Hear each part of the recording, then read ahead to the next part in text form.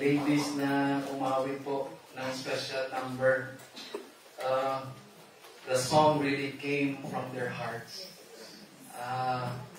Sa inyo na nakakita sa kanila staying up late here sa church hanggang 10 o'clock. They are really doing the work of servants actually. Yeah. And we really are grateful to these ladies sa kanilang pag-serve sa Panginoon at sa pag-serve sa kapatiran. We thank you for your lives and for your willingness to inspire us to serve the Lord sa araw-araw. We are now in the last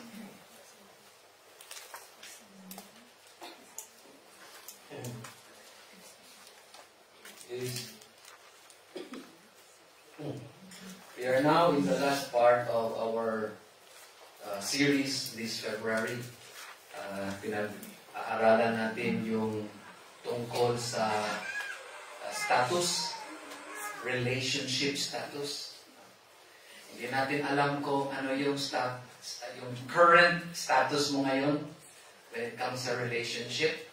At least napag-usapan natin yung relationship ng mag-asawa, yung relationship ng parent and child or children. We would be considering this morning yung relationship ng employer at ng employee. Okay?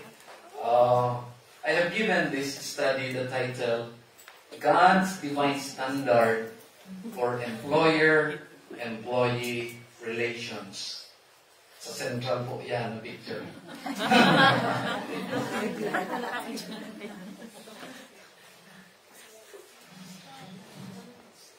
God's divine standard for employer-employee relations.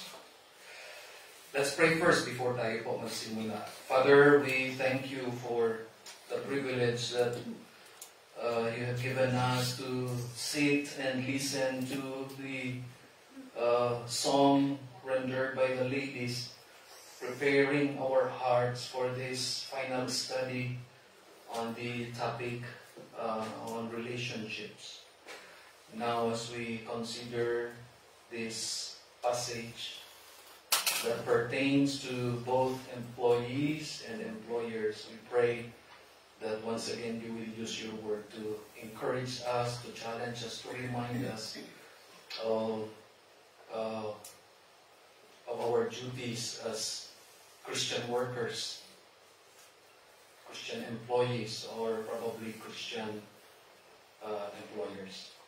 We pray that you will bless our time with your word today. But we would also want to lift up to you some urgent concerns that we have. We pray now for the upcoming elections. Lord, we commit these elections to you in the Philippines. Give us, Lord, the wisdom and the discernment to choose well. Help us to see beyond the promises being given, being made. Help us, Lord, to use your word to measure the qualifications of those who are running for office. Help us, dear God, that you would always consult what you say in your word as we consider who to vote for. And may it be that you will be merciful to our country and that you would give us a good set of leaders that would lead us towards progress and towards a deeper understanding of how you are working in the lives of people, in the life of the corporate life of our country. We pray that you will give a sense of personal responsibility and accountability to those who are running for office. God, that they would not just think about what they could get or what would benefit them, that we pray that you would remind them, Lord, of what they could do to help our country. We know it is difficult to lead, to do the responsibility of making laws and implementing them. But we pray that you will just be gracious. Give each of those leaders guidance from the Spirit, from the Holy Spirit, so that they would know what to do and that they could do it effectively. Be merciful to our country, dear God. And we commit to you the future of our country. We pray that you will just protect and preserve the liberties that we still enjoy, that you will protect and preserve all that our Constitution stands for. Pray that you will protect and preserve what the military has pledged to protect, to do. We help each one, dear God, to be conscious of your leading, and that they would be aware that someday they will stand before you and will give account for the responsibility that you have given them. Pray for our economy. Pray that you would also bless, that you would give wisdom to those who are using our resources. Help them, Lord, that they will be able to use it wisely and for the benefit of the citizenry. We pray that you will give them your guidance and awareness, Lord, to be wise stewards of what they would be using. Father, we pray for our churches. We know that as times get more difficult,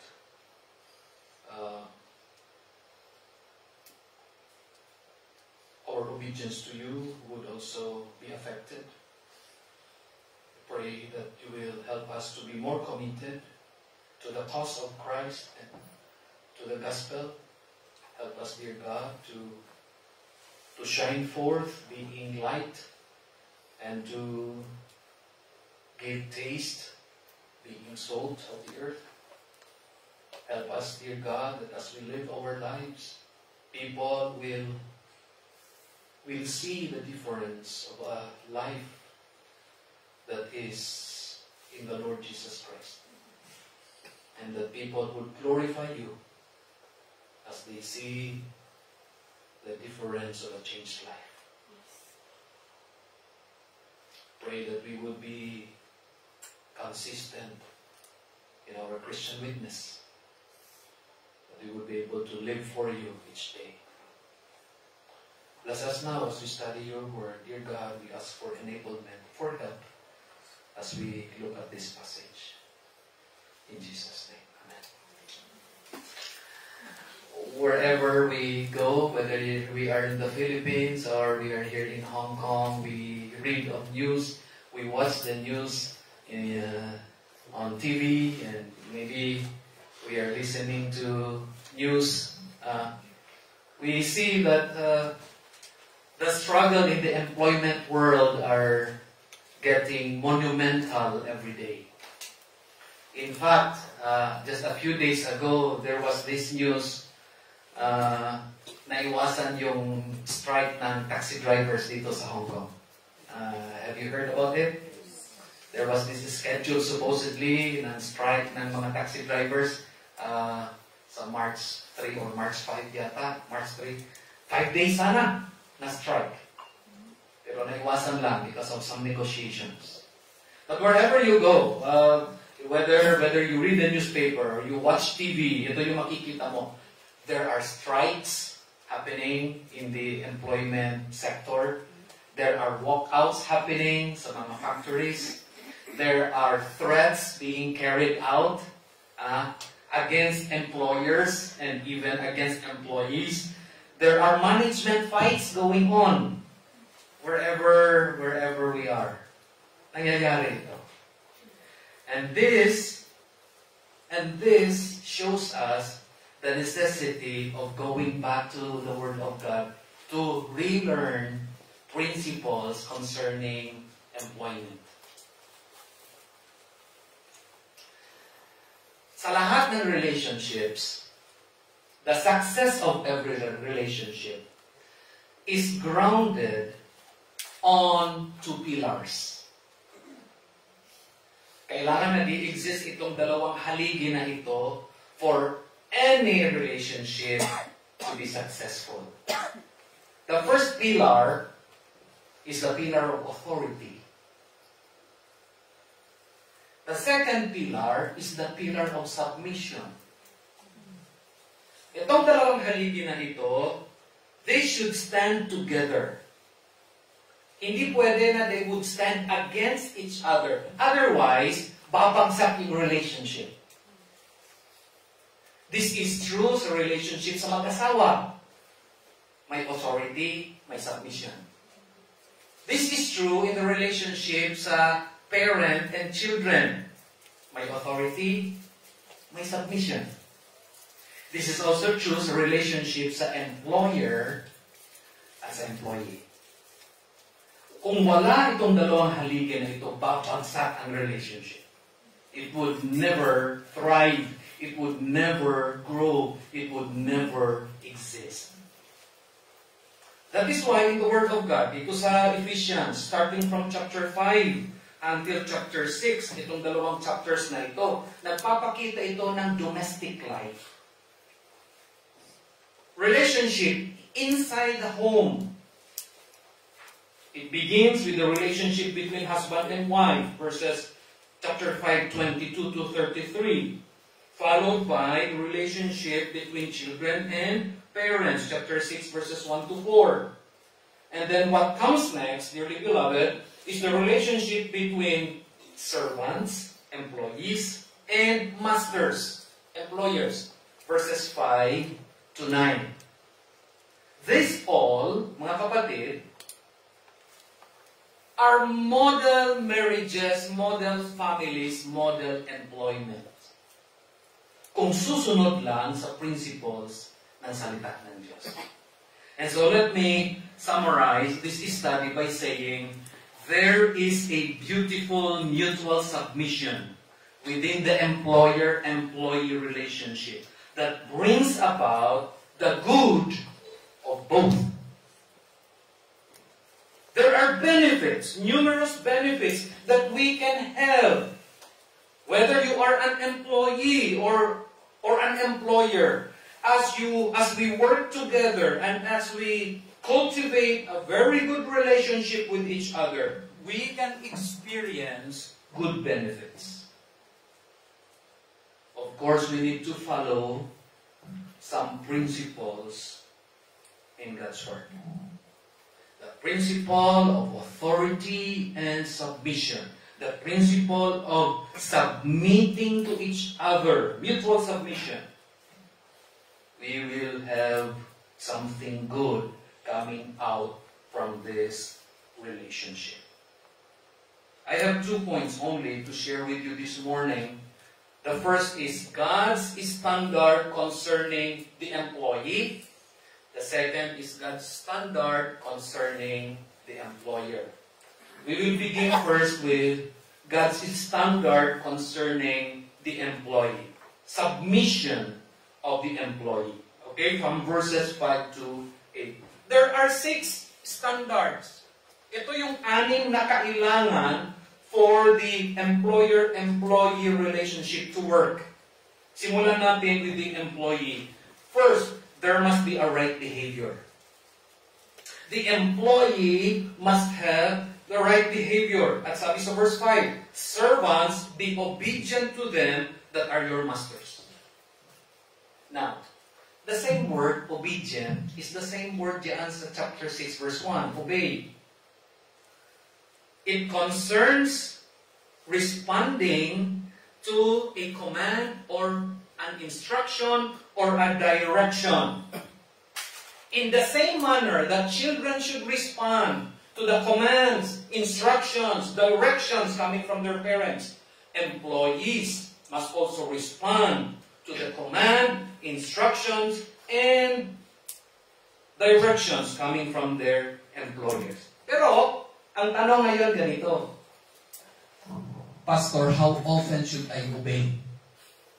Yan ang unang tanong. Ikalawa, Pastor, to what kind of employer should I be obedient to? Ang ikatatlong tanong, Pastor, for what purpose is my obedience? Sasagutin natin yan, yung tatlong tanong. Okay? How often? How often?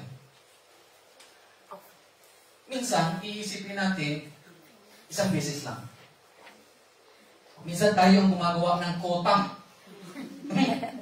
Okay, I will obey, pero once a day lang. Okay, I will obey, pero 5 times lang in a week. Pero how often? The word obedient there in verse 5 means a continuous obedience. How often? Continuous. Constant obedience. Now, ito na. Pastor, parang imposible. Tama? Imposible, no?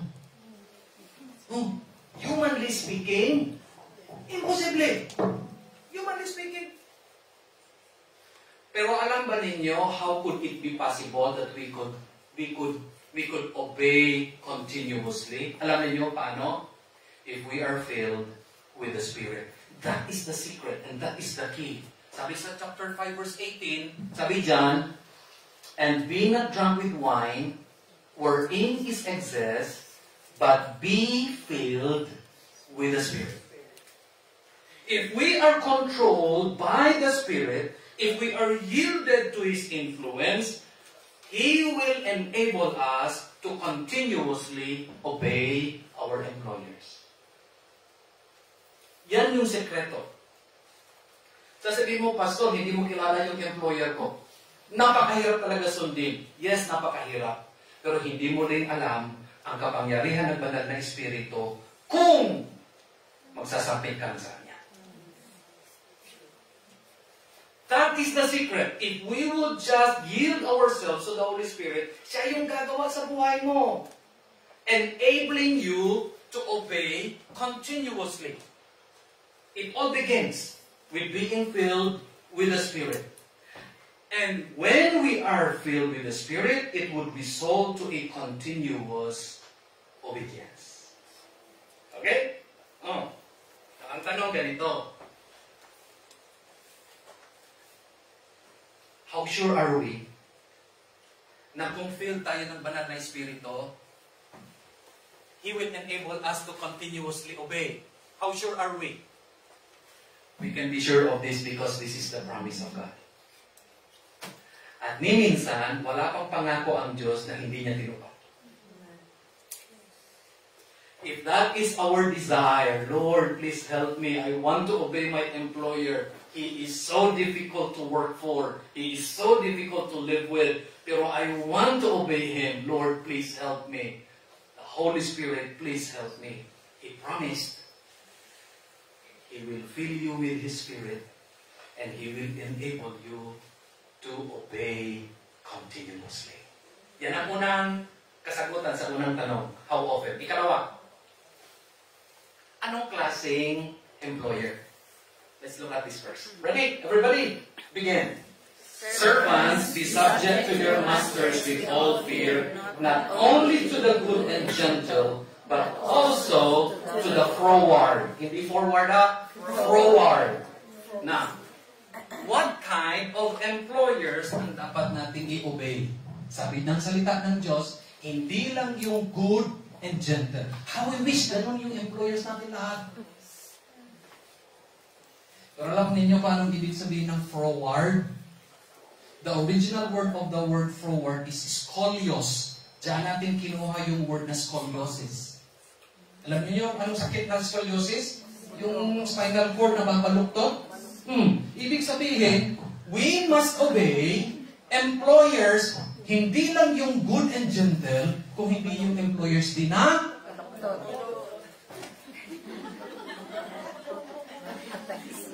hindi literal na baluktot na baluktot, hindi wicked, ungodly. We must obey. Kaya mga kapatid at mga kaibigan, talagang kakailanganin natin ang banal na espiritu. Tulungan tayo to obey even the crooked, ungodly, wicked, unreasonable employer. Kasi sa ating sa sarili lang natin, we will not be able to do it. Ay, nako. Totoo. Kung pwede lang mag-welcome, araw-araw tayo mag-welcome. Kung pwede lang mag-walk out, araw-araw tayo mag-walk out. But of course, we could not do that. But with the help of the Holy Spirit, we can obey. Now, ano yung mga practical ways? Ano yung mga practical ways? Let's read this together. Ready? Go.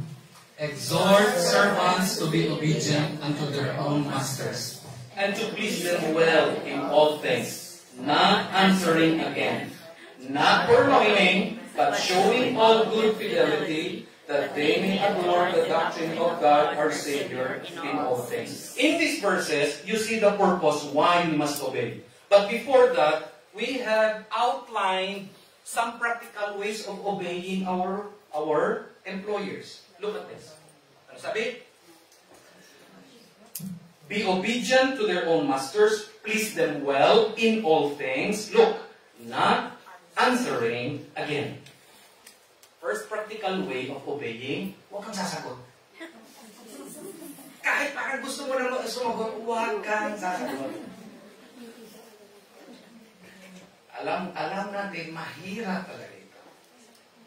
Mahirap talaga ito. Pero the moment kasi nasasagot ka, hindi garantiyo na mauayos ang problema. Sometimes, mamimisinterpret ka na nagreklamo ka o nagre-rebelde ka, imbes na pabor sa'yo, napasama ka pa. And so God in His wisdom included this instruction, not answering again. May titingnan pa tayong verse mamaya. Second, not purloining. Stay away from petty cash. Yan ang ibig sabihin. Petty theft.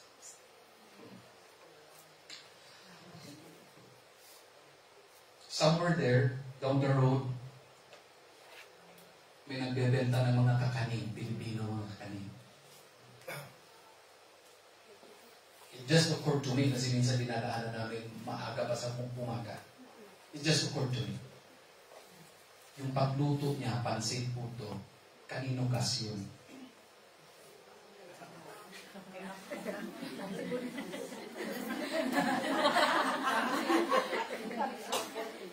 Hindi kasi ganito yun eh. Ganito yun eh. Tingnan ninyo ha. Tingnan nyo sa instruction ng salita ng Diyos ha. Tingnan ninyo ha.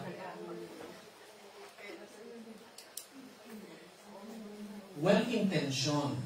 Nagluluto para makatikim yung kababayan natin. Yung man namimiss natin na pagkain. Binibenta. Pero yung gas na ginagamit, hindi kanya. Belongs to the employer. Minsan kung bibili ng gulay, $15 yung kati, siyempre may resibo. Kaya, receipt?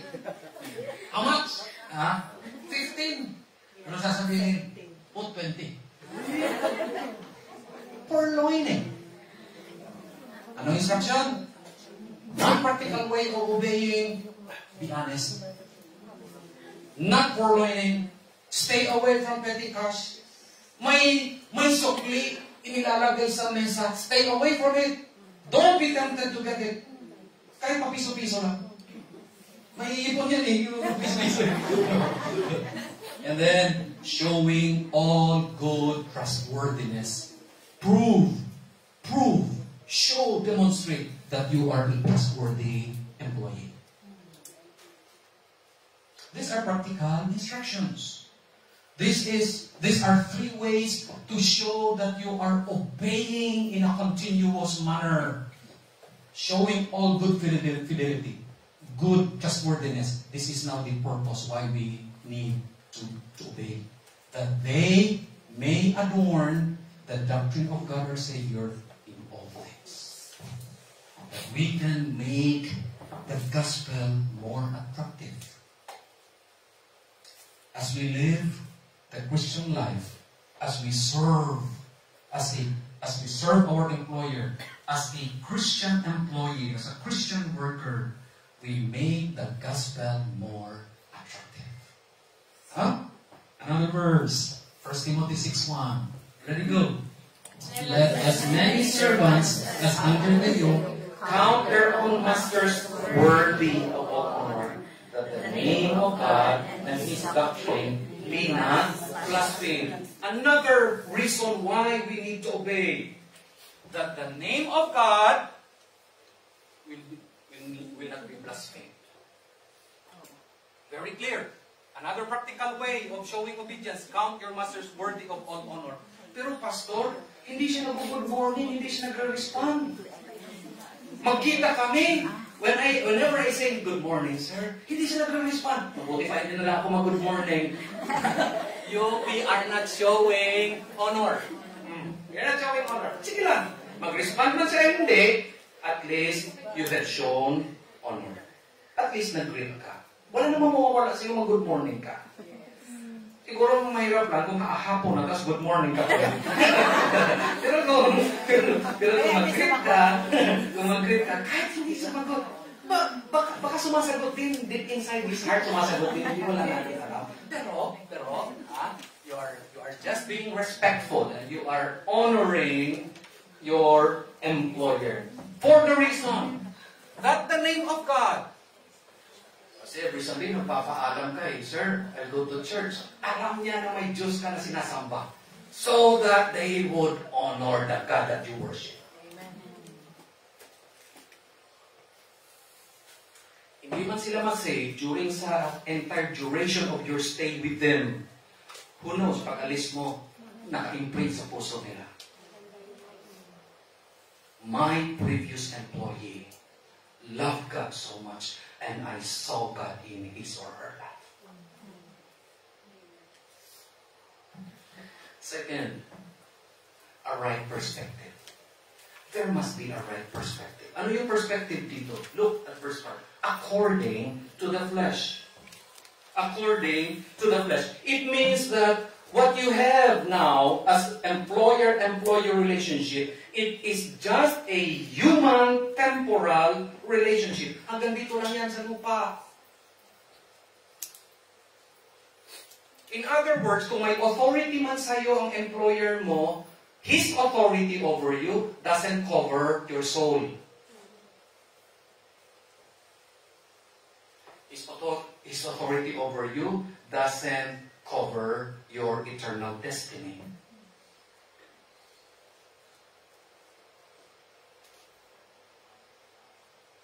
In other words, hindi nga sila pwede magdikta sa iyo kung ano ang relihiyon mo. Hindi nga sila pwede sabihin na shift ka ng relihiyon, doon ka sama ka sa aking relihiyon. Ngayon, wala silang right. Temporal relationship yung employer. So sometimes it happens na both employee and employer, they go to church, same church lang. It happens also. But the beauty of this is, at the foot of the cross, there is equality. Pantay-pantay lahat dahil kay Kristo. We had members dati sa Valencia Bukidnon. Employer talaga, tapos employee. Pero every Sunday, They sit together. They sit together. May kaibigan ako sa Cebu. Employer talaga siya, may printing press. Pero every Sunday, pantay yung pagtingin niya sa... ihatid niya yung mga employee niya galing sa church, ihatid niya sa mga bahay. Kung minsan kasi may van siya eh. Pantay. The point is this, we must have a right perspective. According to the flesh, sabi dyan, we obey, we respect, we honor, we respond, because anyway, it is a temporal relationship. Sabi ng isang verse, Galatians 3:28, there is neither Jew nor Greek, there is neither bond nor free, there is neither male nor female. Look at this. For ye are all one in Christ Jesus. At the foot of the cross, we are equal. Pantay tayo. And so there must be a right perspective. Ikatlo, there must be a right attitude. With fear and trembling. Sabi sa verse 5. Now this teaches us two things. With fear and trembling. First, we show honor and respect to our employer because of who he is, because of his person. Kasi, God has placed him in that position, place of authority. And so therefore, we honor and respect those who are in authority. But not only that, not only the position, but also his very person, for who he is. Minsan dito ang struggle. Pastor, hindi ko talaga marespeto talaga yung tao yan. Talaga kasamak-samak talaga.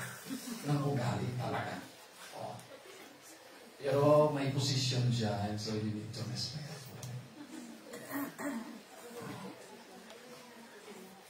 Supposedly, si Nabal pa rin yung topic natin ngayon eh. Babalikan sana natin. Pero sabi ko, wag na. Palagi na lang si Nabal, paulit-ulit na. Pero, napansin ninyo, when David sent his servants to Nabal para humingi ng pagkain konti, he expressed respect towards Nabal. 3 times, sabi ng servants, Shalom, peace be to you, peace be to you. Tapos sabi pa, hingi ng pagkain, this request comes from your son, David. Nagpakita talaga siya ng respect. Alam ni David na masamang tao si Nabal, and yet, he showed respect not only to the person, but also to his position. There must be a right attitude. Next, there must be a right commitment. There must be a right commitment. In singleness of heart. In singleness of heart. It means undivided, honest, loyal commitment. It means you have only one thing in mind, and that is to work, and that is to serve. Wala nang iba, wala ka nang iniisip pa. Singleness of heart. In the best way you can, you will do it. Sa makakaya mo, gagawin mo. Sometimes, you will even go beyond what is expected of you. Lalo na ganado ka. Minsan, ganado talaga basta may inspirasyon talaga. So, ito. Undivided, honest, loyal commitment. I want to share a verse with you, or 3 verses from 1 Thessalonians 4, verses 10 to 12. Look at this. And indeed, sabi ng salita ng Diyos, indeed ye do it toward all the brethren, which are all in Macedonia. But we beseech you, brethren, that ye increase more and more. Look, that ye study to be quiet. Ito ulit, it connects with the previous verse kanina, not answering again. Di ba? Ye study to be quiet. In other words, let your hands do the talking. Let your work do the talking. Kahit hindi ka nagsasalita, pero yung ginagawa mo, yun ang nagsasalita para sa iyo. Do your own business. Work with your own hands. That you may walk honestly toward them that are without. And so, this would what give us the idea of what single-hearted is. You remain focused as you work. Now, we can have multiple focus sa pag-work natin. Posible yun eh. In fact, if I would ask each one of you, what is your focus in working here, probably, ilan tayo dito? 60, 70? Baka 70 ang answers, iba-iba. Ano ang focus? But listen to this. The only focus that we must have as we work is to represent the Lord Jesus Christ. May ibang focus tayo, pero secondary na lang yun. The main focus that we have is to represent the Lord Jesus Christ. And so we must be single-hearted. Next, there must be a right motive. From the last part of verse 5, verse 6, verse 7, you see these phrases, as unto Christ, verse 5, as the servants of Christ, verse 6, as to the Lord, verse 7. It means na we do not separate our work from our worship. There is no such thing as a different category. Nasasabihin mo, Lunes hanggang Sabado, while I am doing my work, it is secular. Tapos pagka Sunday, it is sacred. Hindi. Every day, from Monday to Sunday, everything is sacred.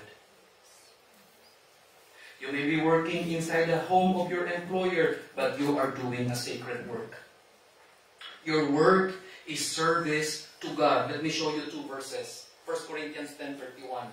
Sabi dyan, whether therefore ye eat or drink or whatsoever ye do, do all to the glory of God. There is no secular. There is no sacred. Everything is sacred. Your very working is an offering to the Lord Jesus Christ. Another verse, Romans 12:1. I beseech you therefore, brethren, by the mercies of God, that ye present your bodies a living sacrifice, holy, acceptable unto God, which is your reasonable service. Your very working is an offering to God. Your very living is a sacrifice to Him. Araw-araw, as you work bilang employee, araw-araw, it is an offering. What you do, it is an offering to God. You could come on Sunday and drop your offering sa offering bag. But every day, as you work for your employer, you are doing an offering for the Lord. Finally, there must be a right diligence. Last part ng verse 6. Not with eye service, as men pleasers. Verse 8, knowing that whatsoever good thing any man doeth, the same shall he receive of the Lord, whether he be bond or free. May I ask you this question? Does the quality of work changes kung may CCTV?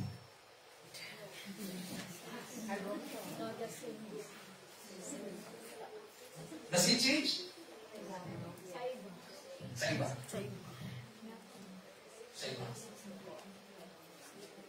Pero, Posible, di ba? Posible. Posible magbago ang quality ng work kung may CCTV. Kaya kung minsan, doon tayo sa walang CCTV.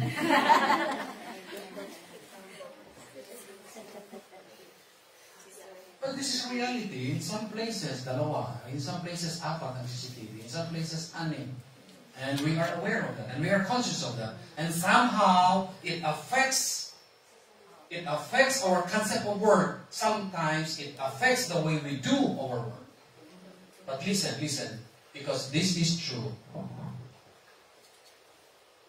Wherever you may be, wala sigurong CCTV, but there is one heavenly CCTV over each one of us.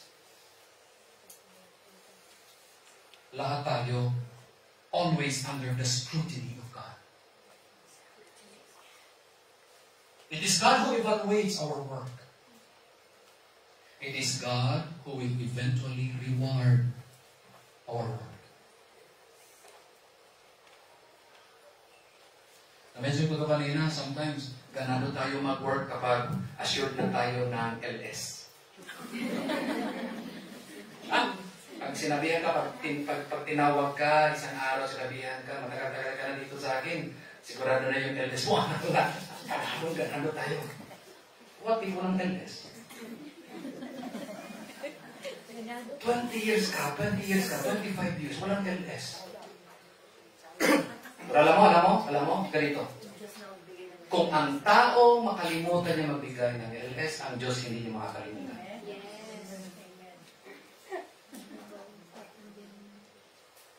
Someday, God will reward. Look at verse 8. Knowing that whatsoever good thing any man doeth, the same shall he receive of the Lord, whether he be bond or free. May mga employers na generous, bibigay sa iyo ang LS mo, bigay ang bonus mo, ang plane ticket mo, bigay pa rin sa iyo. May iba na yun, hindi. Wala nang bonus, wala nang LS, wala pang plane ticket. Mahirap yun. Oh. Pero ganito. Sa Panginoon, hindi makakalimutan ng Panginoon. Walang mamimiss ang Panginoon na ibibigay sa iyo ng reward. Wala siyang mamimiss. Lahat ibibigay niya sa iyo. And that is our hope, and that is our assurance. Ibibigay ng Panginoon, He will reward us for our faithful service. Now, punta tayo sa employer. Do not work to impress others, just impress God. Okay? Do the will of God from the inside, not from the outside. Do not be a man pleaser. Rather, aim to please God in whatever you do. Okay, so yan yung responsibility ng employee. Now, punta tayo sa employer. Napansin ninyo, 4 verses for the employee, isang verse lang para sa employer. Verse 9 lang. Pastor, bakit isang verse lang para sa employer? Hindi ba mahalaga? Mahalaga. Alam niyo, you can be an employee here, tapos pagdating sa Pilipinas someday, you can be an employer. Walang imposible sa Panginoon. Now, ito yung instruction para sa employers. Okay? There must be a right goal. Sabi sa first part ng verse 9, do the same things. Ito yung dahilan, bakit 1 verse lang ang para sa masters. Kasi lahat ng instructions from verses 5 to 8 para din sa masters. Ye masters, do the same things. Inulit lang ang instruction.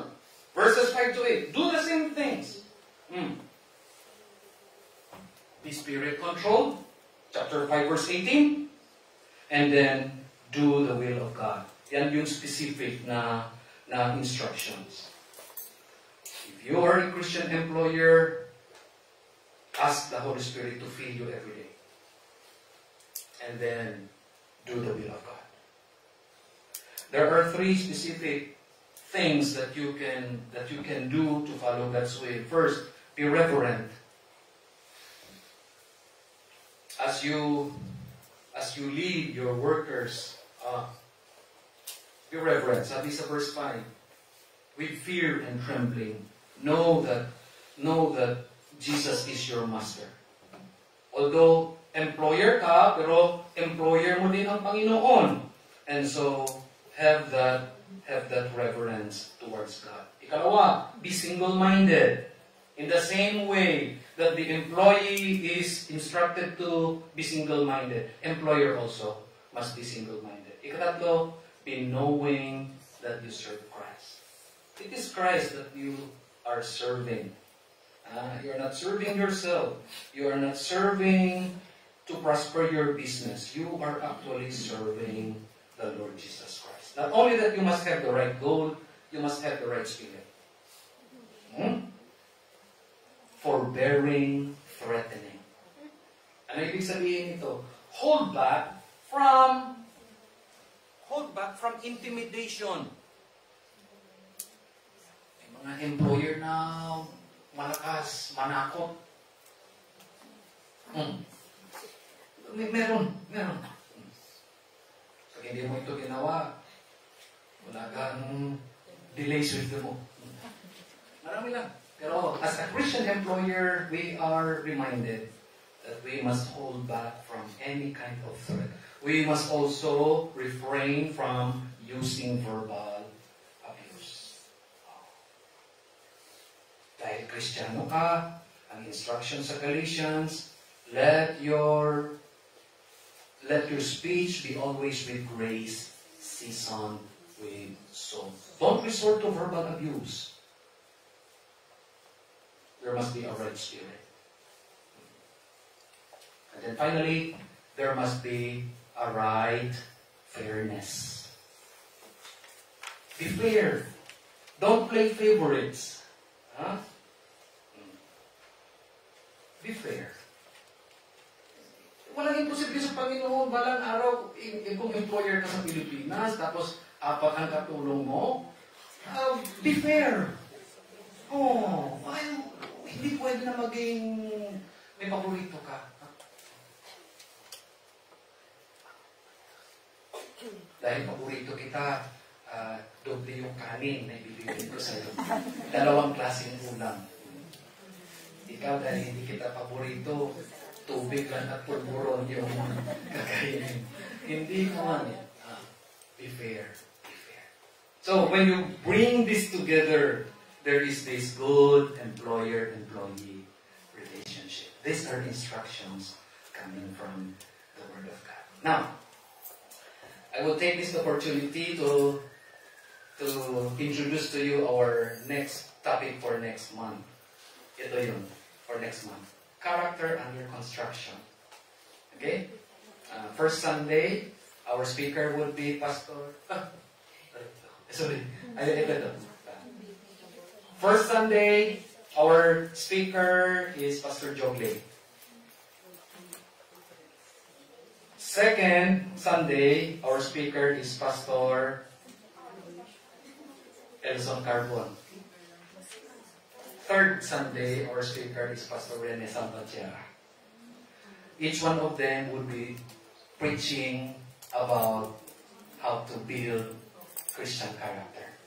Okay? So, subaybayan ninyo. Subaybayan ninyo. Yan yung magiging topic natin for the month of March. Okay. I will be with you in spirit. Because I need to rest my voice for a while. Okay? Let us pray for one another and pray that God will just continue to prosper our church. Let's pray. Father, thank you for your word. And thank you for these very valuable yet practical instructions that we have seen and read from Ephesians chapter 6 verses 5 to 9. Lord, for now, we are employees.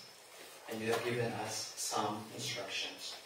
But we do not know. Eventually, someday, you will give us the opportunity to be employers. You have also given some instructions in your word. Help us, Lord, to remember everything that your word has instructed us to do. And help us, Lord, to be the best employees that we can be for your glory and honor. Help us, Lord, so that our employers would not see in our lives a Christian who is disgruntled and complaining. Rather, our employers would see in our lives a Christian worker doing his or her best for your glory and honor. And so help us to be the good employees that we could be, even the best employees that we could be. With your help, Lord. Fill us with the Spirit so that we will be able to do this. In Jesus'